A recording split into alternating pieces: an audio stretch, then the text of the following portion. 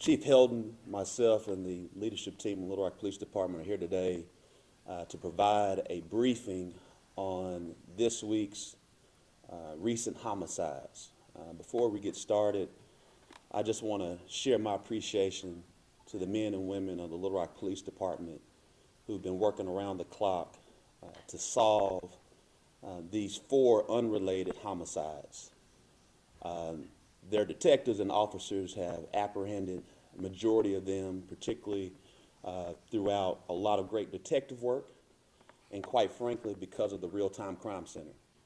The Real-Time Crime Center has been very critical in solving these crimes, and we want to share our appreciation to Chief Heldon and his entire leadership team and the men and women of the Little Rock Police Department. Secondly, what I want to make certain everyone understands is that we share and know the concerns that the community will be feeling, has been feeling right now. My heart goes out to the impacted victims and families of this week. But I want to be clear, it goes out every time there's a homicide in this city. No matter where the homicide occurs, whether it's in Southwest, the South End, the East End, West Little Rock, Hillcrest, or Heights, it impacts and affects me deeply as a mayor, as a faith leader, and as a resident of this city. I want to assure you that our city is under the best and capable hands with our Chief of Police and the men and women of Little Rock Police Department. The Chief will share with you our capture rate. It leads in the national average, and what that basically means is if you do something here in the city of Little Rock, you will be caught. And we've seen this already, that many of these homicides have been captured, the suspects have been captured within 24 to 48 hours. And that's commendable of what our police officers are doing day in and day out to keep our city and our residents safe. I also want to make certain we understand that we all are in this together. As we protect our city, we have to make certain the residents play a vital role in when they see something, that they say something, that they communicate with the officers, and this helps us prevent crime. Quite frankly, I'm pissed that these things have happened, not just this week, but last week. But I'm also grateful that our officers are keeping our city safe. And while we've seen these 4 homicides this week, we also understand that our crime is actually pretty down this year, as of this month, was being 19% down compared to the past 5 years. As you look at last year, we went and had a 43% reduction in homicides, close to 6% reduction in violent crime, and 5% reduction in overall crime. And if you mirror that, which is the telltale all, when you look at a safer city, we've seen that reduction in crime. But I can tell you statistics all day and every day. And we have to address the feeling of safety in our city. And it's my job to make certain that every resident, whether you're in Southwest Little Rock or West Little Rock, that you feel safe. And we're going to continue to do that, and that's the reason why we continue to graduate classes within the Little Rock Police Department. We just recently, last week, graduated 22 new recruits. I remember a time when our vacancy levels were at 120 people. We're now somewhere between 50 and 60, 62. And we will continue to work towards that and put every dollar forward with our $10,000 sign-on bonuses. And if we need to increase that, we will, because public safety is our #1 priority. With that being said, we want to share our prayers with these families because they're hurting right now.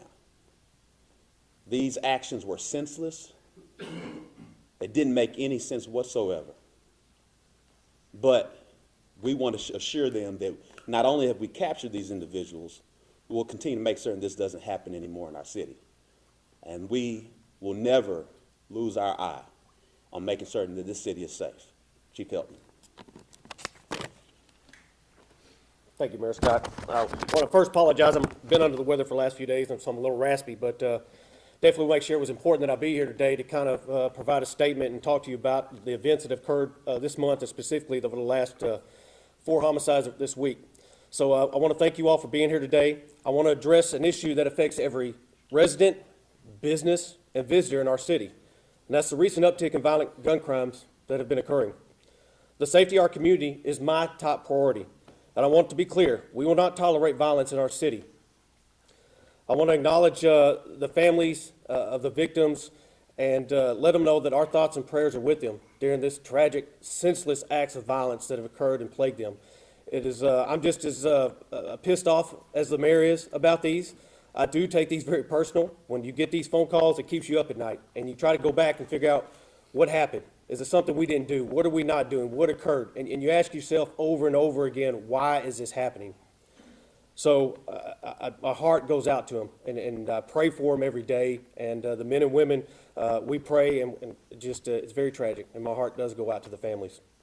I want to briefly talk about our homicides that have occurred. The month of January has been a very unique month for us, especially after coming at the end of the year where we saw a significant decrease. I can tell you the homicides that have occurred, none of them, there's no correlation between any of them. Just an anomaly, if you want to call it that. We've had 8 homicides so far this year. We've had 1 suspicious death that we're trying to determine the circumstances behind that and where it actually occurred. And then obviously we've had 1 officer-involved shooting that we had a press conference earlier this year to discuss. Of the 8 homicides, 6 have been cleared by arrest. That's roughly a 75% clearance rate. The national average hovers right around 50 to 51%. And as of last night, 2 warrants have already been issued for the incidents that occurred on Labette Manor and the incident that occurred yesterday at 1812 Reservoir Road. I want to commend the outstanding work that our detectives have done, from especially this week with the 4 homicides that have hit pretty much back to back to back. Our detectives literally spent over 36 hours at work. Some of them sleeping on the floor in their office, not going home. Our crime scene search personnel unit that responded, our victim services people, they put in a tremendous amount of work, and they would not stop until they got these cases solved. So I want to commend them and their actions, their time away from their families, that they committed to making sure they got these cases solved. So it's extreme. I'm very, very proud of what they've done. Of the homicides that the 8 that we've had, 4 of those were acquaintances or domestic-related incidents. 4 of them, there was no known relationship between the victim and the suspect, and they appear to be very isolated. When we break it down to the city, 4 of them occurred in the northwest area, 2 in the southwest corridor, and then 2 in the 12th Street corridor. We know behind every statistic there's a victim, a family, and a community left shaken. Gun violence is not just a police issue, it is a community issue. So, a lot of the questions that get asked, what is the police doing to address these matters? So, I'm here to tell you what we're doing and what we're going to continue to do. 1, we're going to do targeted enforcement, kind of what we've been doing, but we're going to amp that up. We're going to use our data to tell us where we need to go, where our bad actors are, and how we're going to go about addressing those issues that are plaguing areas of our community. We're going to partner with our federal, state, and local other agencies to identify those bad actors and get them off the streets. We're going to build those relationships even more with the prosecutor's office and the U.S. Attorney's office. In those cases that can be taken to the federal level, we will pursue all angles to make sure that happens. Our violent crime gun unit and enhanced investigations, we will increase those efforts to trace firearms and remove illegal guns from the circulation. And our detectives are going to work around the clock to make sure we're solving those crimes when they occur. Community engagement and public cooperation. I want to stress that we cannot do this alone. This is solely not a police matter. Everybody has a role in public safety. We need the eyes, ears, and support of the community. Our department has strengthened relationships and partnerships with local organizations, faith-based groups, and neighborhood leaders to encourage open dialogue and cooperation. If you see something, say something. We have anonymous tip lines through our app, various ways for people to make contact with us and tell us what's going on. We encourage you to share that information. We also encourage our residents and our business leaders, please become part of the Eyes on the Rock initiative with our Real-Time Crime Center. It is making a difference. Lastly, which I think is very, very important, because we've seen an uptick in youth violence, youth and prevention programs. We continue to push our youth programs, our Save Our Sons program, GEMS program, Explorers, cadet programs. But it's just as important that the community supports outreach programs and steers young people away from violence and crime. By working together with schools, community centers, and mentoring organizations, we can provide positive alternatives to gangs or illegal activity. Public safety, like I mentioned earlier, is a shared responsibility. We need the entire community, residents, businesses, faith-based leaders, and elected officials to stand with us. If you have information that can help prevent violent crime, we urge you to come forward. If you know someone on the wrong path, encourage them to seek help before it's too late. Your voice could save a life. We are committed to making our city safer. We will not rest until violence is brought under control. At this time, I want to say thank you, stay safe, and let's continue to working together for a stronger and safer Little Rock. And I'll open the floor to a few questions at this time. Are y'all seeing a trend with Facebook Marketplace being used for crimes? I know there's a robbery for the suspect arrested for the Park Plaza murder connected with Facebook.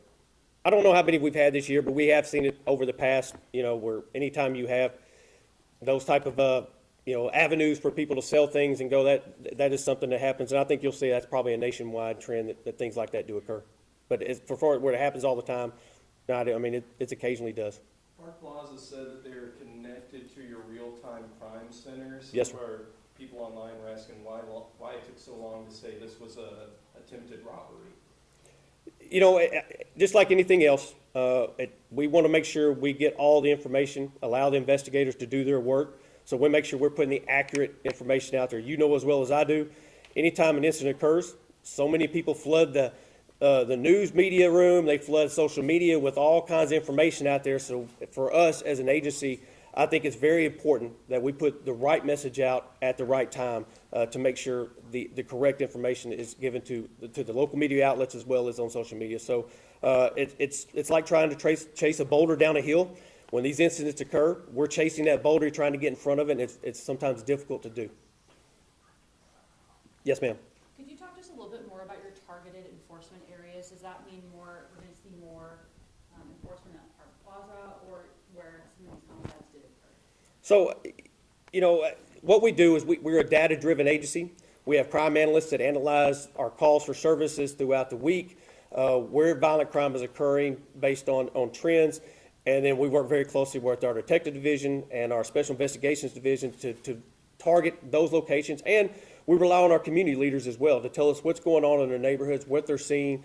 And then we use our enforcement to engage in those activities to effectively and efficiently use resources to address crime that's affecting quality of life issues.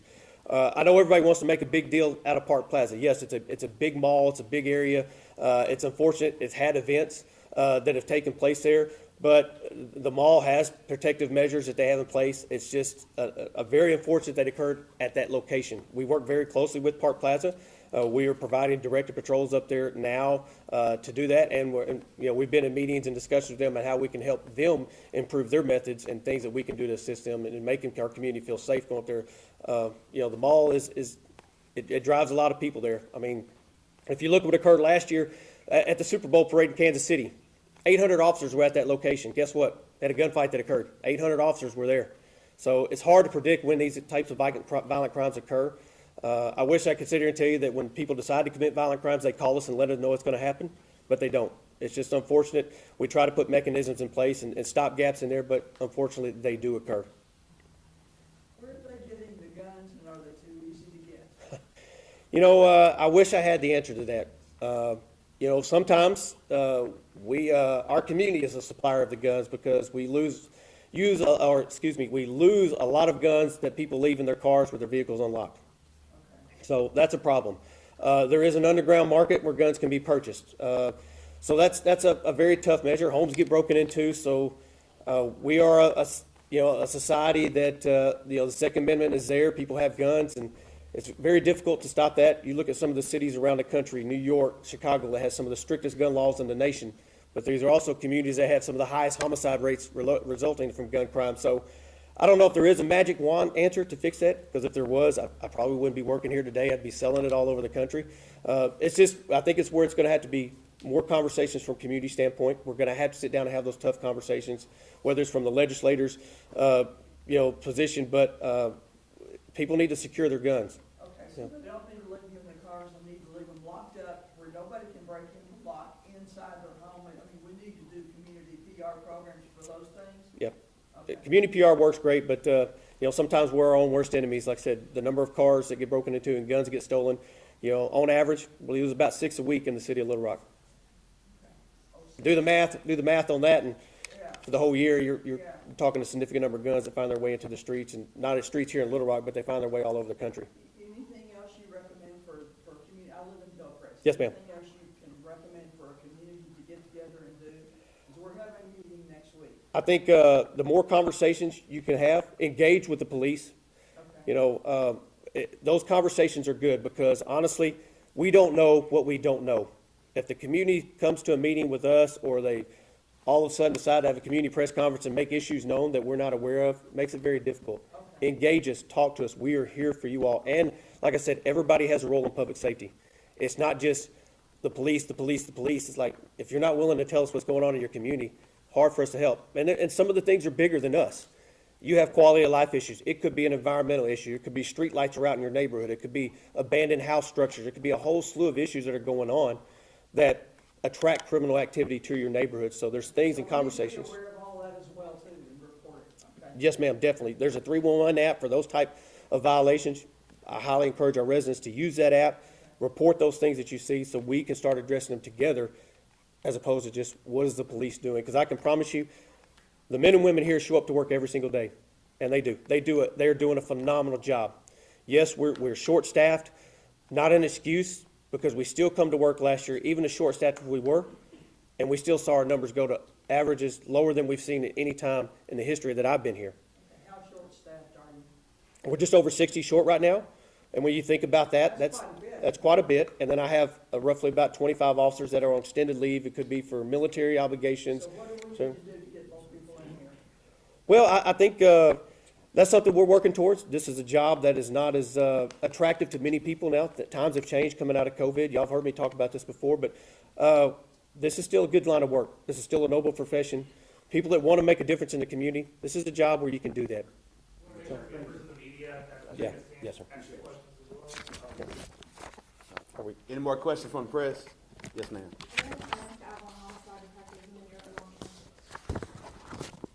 You know, as of right now, I think we're doing good, what we got. I have some vacancies in major crimes, and as we bring new personnel on, we start backfilling those. You know, not only them, but I'm going to end up adding some people to our community resource officers, which formerly COP. We're going to put some officers back in the neighborhood. We just recently did that with 12th Street. Here in a couple of weeks, we'll see some added to the Southwest Division as well as the Northwest Division. So as we get people on, we can start filling some of those positions, but you know, unfortunately, as you run staff, you got to find out where your priorities are, and sometimes that does take away from other units, but our deal.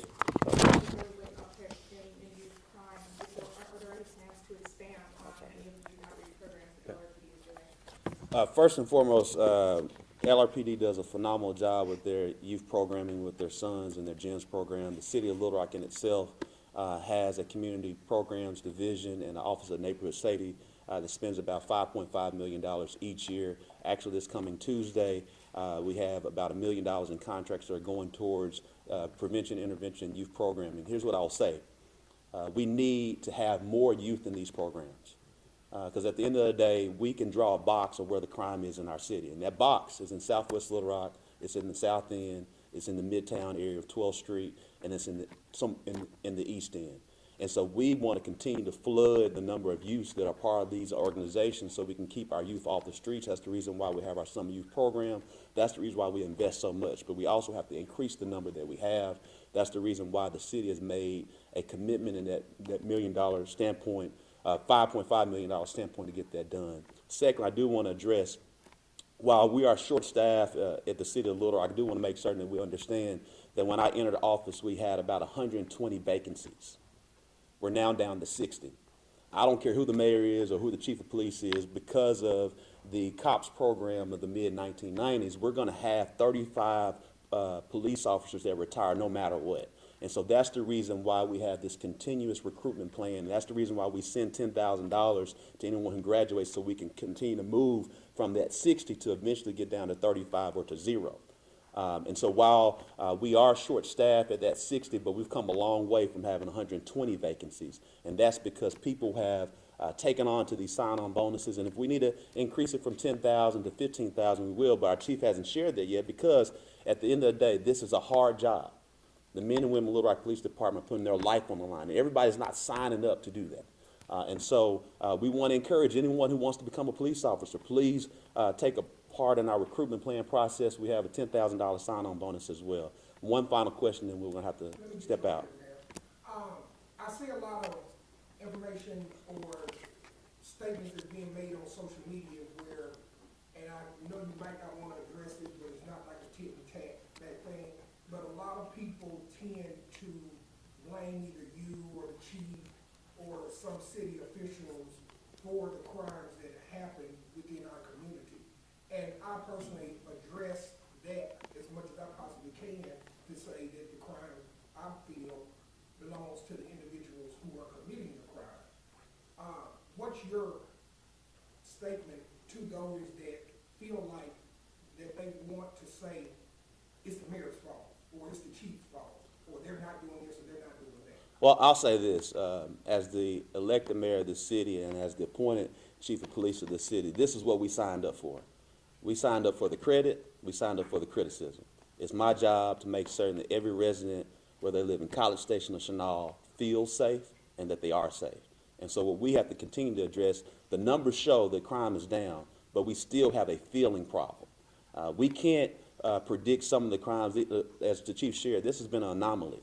But we will get it corrected, just like we were able to get it corrected last year and had 37 homicides, which, again, one homicide is one too many, but it was a 43% reduction. We had a basically 7% reduction in overall crime, 6% reduction in violent crime. Crime is down because our officers are doing a great job with 60 officers down. And again, when they were at 120, we're down at 60. And so they're doing a phenomenal job. The buck stops with me no matter what. And so people have concerns. They feel free to share with me as they do. And like I said, we sign up for the credit and for the criticism, and it's my job to make certain that every resident is safe. Thank you so much. Have a blessed day.